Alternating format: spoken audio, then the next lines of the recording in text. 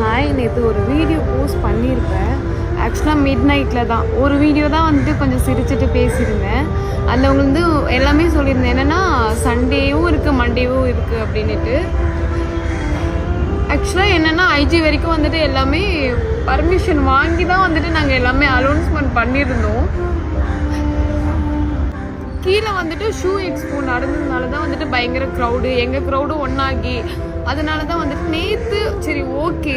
டிக்டாக்ல நமக்கு ரொம்ப பிடிச்ச கப்பல் பார்த்தீங்கன்னா அமர்நந்தினி. இப்போது இவங்க வந்து இன்றைக்கி ஒரு புதிய துணிக்கடை வந்து ஆரம்பித்து ஸோ அதுக்கான பெர்மிஷன்லாம் வாங்கி வச்சுருந்தாங்க. இன்றைக்கி ஆரம்பித்ததப்போ அதை வந்து தடை பண்ணியிருக்காங்க. ஓகேங்களா? ஸோ அதை தடை பண்ண உடனே இவங்க ரொம்பவே ஃபீல் பண்ணி இப்போ வந்து சோசியல் மீடியாவில் அந்த வீடியோ வந்து ஷேர் பண்ணியிருந்தாங்க. ஸோ அந்த வீடியோ தான் இப்போ செம்ம வேறலாக போயிட்டுருக்கு.